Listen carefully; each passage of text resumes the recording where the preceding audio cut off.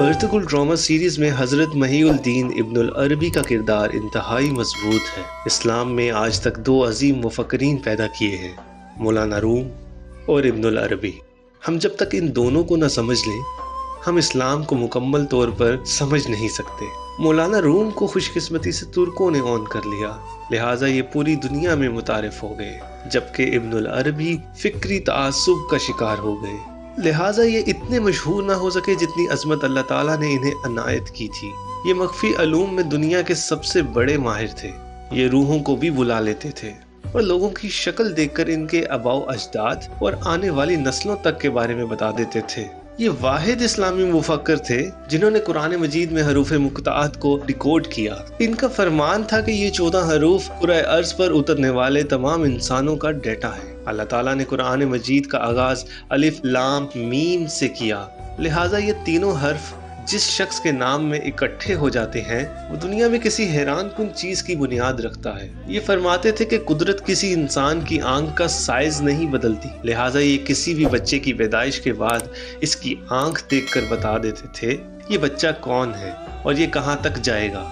Ibnul अरबी जैसा अजीम इंसान और इनका अजीम रूहानी विरसा 1000 साल से किताबों में मुकफ्फिल था। हमें बहरहाल टर्की और अर्तुगरुल ड्रामा की टीम को ये क्रेडिट देना होगा कि इसने इब्नुल अरबी को नई नस्ल से मुतारिफ करवाया। मैंने अर्तुगरुल देखने के साथ साथ इब्नुल अरबी को भी दोबारा पढ़ना शुरू कर दिया। पढ़ते पढ़ते उस्ताद का एक दावा सामने आया। उस्ताद ने फरमाया था, दुनिया में जब भी कोई मसला हल ना हो रहा हो तो कुरानुल मजीद से राब्ता करें, नुस्खा मिल जाएगा। और जब ये समझ ना आ रही हो ये नुस्खा इस्तेमाल कैसे करना है तो फिर सुन्नत और अहादीस से राब्ता करें, ये मसला भी हल हो जाएगा। मुल्क में इस वक्त कोरोना का जोर था, लिहाजा मैंने उस्ताद का दावा परखने के लिए कुरानुल मजीद और अहादीस में कोरोना का इलाज तलाश करना शुरू कर दिया। कुरान मजीद से पता चला दुनिया की हर मुसीबत अल्लाह की तरफ से आती है और वही ज़ात ये मुसीबत टालती है। जबकि मुसन्नद अहमद में वबाओं से मुतल्लिक 3 अहादीस सामने आई। ये अहादीस इन दिनों में मुख्तलिफ हलकों में ज़ेरे बहस थी। माहिर फल्कियात और चंद एस्ट्रोलॉजिस्ट इनको कोरोना से मुंसलिक कर रहे हैं। इनका ख्याल था कि नबी रसालत सल्लल्लाहु अलैहि वसल्लम ने 1400 साल पहले फरमा दिया था दुनिया में जब भी कोई वबा आएगी तो ये मौसम बहार के आखिर में उस वक्त खत्म हो जाएगी जब जमीन में बीज बोने का वक्त आएगा। इन अहादीस का ताल्लुक पेरो एस्ट्रोनॉमी यानी इल्म फल्कियात से था, लिहाजा मैंने पहले अहादीस पढ़ी और फिर एस्ट्रोनॉमी का मुताला किया तो मुझे पता चला कि कोरोना का जोर 18 मई के बाद टूट जाएगा और जून में इसका कोई ठोस हल सामने आ जाएगा, या फिर ये वबा दिन ब दिन कम होते होते खत्म हो जाएगी। ये कैसे होगा मैं ये अर्ज करूंगा, लेकिन आप पहले वो अहादीस मुलाहिजा कीजिए और फिर मैं इन अहादीस के पीछे छुपे हुए एस्ट्रोनॉमी के चंद हकायक आपके सामने रखता हूँ। लेकिन इस तरफ जाने से पहले मैं आपको ये भी बताता चलूँ, मैं एस्ट्रोलॉजी यानी इल्म नजूम की बात नहीं कर रहा। इस्लाम इल्म नजूम को नहीं मानता। इन अहादीस का ताल्लुक एस्ट्रोनॉमी यानी फल्कियात से है और इस्लाम न सिर्फ इल्म फल्कियात को मानता है बल्कि ये इल्म हमारे मजहब का हिस्सा भी है। हम नमाजों के औकात भी इल्म फल्कियात से तय करते हैं, हमारे महीने भी कमरी हैं और कुरान मजीद ने बार बार फल्कियात, सूरज, चांद और सितारों का जिक्र भी फरमाया। हम बहरहाल अहादीस की तरफ आते हैं। पहली हदीस मुसन्नद अहमद की है। हजरत उस्मान बिन अब्दुल्ला बिन सराका से रवायत है, मैंने अब्दुल्ला बिन उमर रजी अल्लाह ताला अन्हु से फलों की फरोख्त के बारे में सवाल किया। आपने जवाब दिया, रसूलुल्लाह सल्लल्लाहु अलैहि वसल्लम ने आफत का डर खत्म होने तक फलों को फरोख्त करने से मना किया था। मैंने कहा, और ये कब होता है, यानी आफत कब खत्म होती है? तो उन्होंने जवाब दिया, जब सुरैया सितारा जाहिर होता है। दूसरी हदीस भी मुस्नद अहमद की है। हजरत अबू हुरैरा रज़ी अल्लाह ताला अन्हु बयान करते हैं, रसूलुल्लाह सल्लल्लाहु अलैहि वसल्लम ने फरमाया, जब सुबह के वक्त सुरैया सितारा तलू होता है और इस वक्त जो कौम जिस बीमारी में मुब्तला होती है तो वो बीमारी या तो सिरे से खत्म हो जाती है या इसमें कमी आ जाती है। और तीसरी हदीस भी मुस्नद अहमद की है। रसूलुल्लाह सल्लल्लाहु अलैहि वसल्लम ने फरमाया, जब सुरैया सितारा सुबह के वक्त तलू होता है तो आफत खत्म कर दी जाती है। आपने ये तीनों अहादीस मुलाहिजा की। ताहम हमें मानना होगा उलमाए कराम इनकी तशरीह पर तकसीम है। एक ग्रुप का ख्याल है ये अहादीस फलों की वबा की निशानदही करती हैं, जबकि एक ग्रुप का ख्याल है इनका मतलब हर किस्म की वबा है।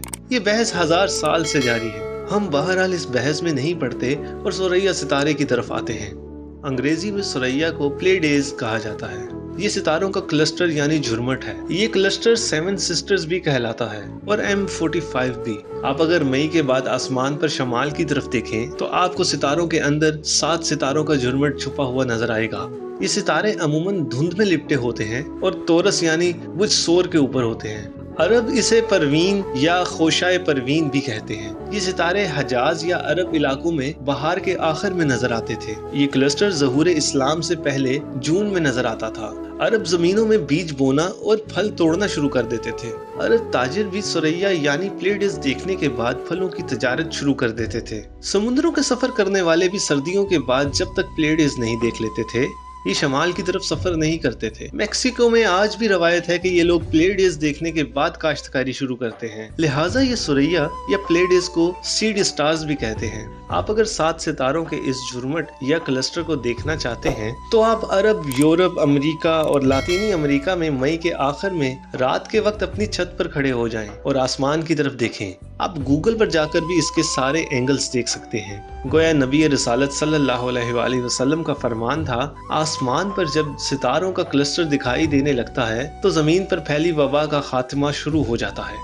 लेकिन मैं एक बार फिर अर्ज करूंगा, प्लेडिस का ताल्लुक इल्म नजूम से नहीं है, ये इल्म फल्कियात से ताल्लुक रखता है। और सितारों का ये क्लस्टर सिर्फ मौसम की तब्दीली का इशारा करता है, जैसे चांद, सूरज और कुतुब शमाली करता है। और बस अब सवाल ये है, मौजूदा हालात में प्लेडिस कब नजर आता है? इल्म फल्कियात के मुताबिक ये मुख्तलिफ बरसों में मुख्तलिफ दिनों में जाहिर होता है।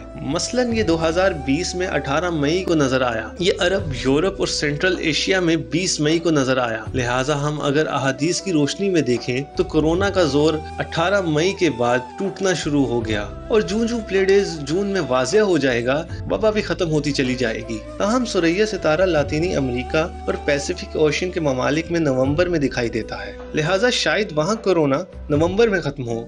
यहाँ एक सवाल और पैदा होता है, क्या हम इन अहादीस और प्लेडिस को साइंसी लिहाज से साबित कर सकते हैं? जी हाँ, हम कर सकते हैं। कैसे? पहली बात, इल्म फल्कियात खालिस साइंस है और प्लेडिस या सुरैया सितारा इस साइंस का हिस्सा है। प्लेडिस यूनानी लफ्ज है, ये यूनानियों से शुरू हुआ था और रोमन तक ने इसके असरात को तस्लीम किया था। क्यों?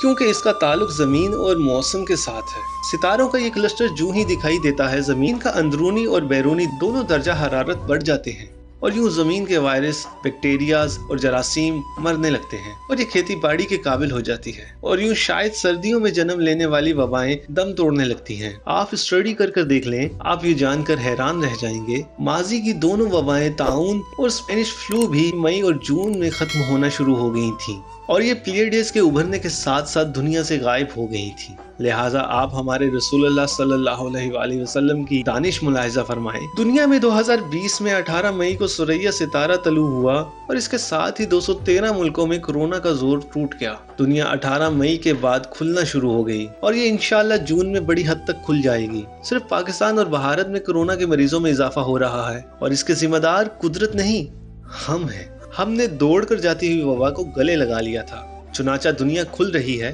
और हम बंद हो रहे हैं। काश हम आज भी समझ जाएं। हम 15 दिन का मुकम्मल लॉकडाउन करें, मरीजों को अलग करें और बाकी मुल्क खोल दें। यूं हम भी सुरैया सितारे की बरकत में शामिल हो जाएंगे, वरना फिर हमें नवंबर तक मुल्क बंद रखना पड़ेगा। और नवंबर क्यों? इसका जवाब 1000 साल पहले इब्नुल अरबी ने दिया था। इनका कहना था, बहार के बिछड़े सर्दियों में मिला करते हैं। मजीद अच्छी वीडियोस के लिए हमारे चैनल को सब्सक्राइब करें और बेल आइकन का बटन दबाना हरगिज न भूलें। शुक्रिया।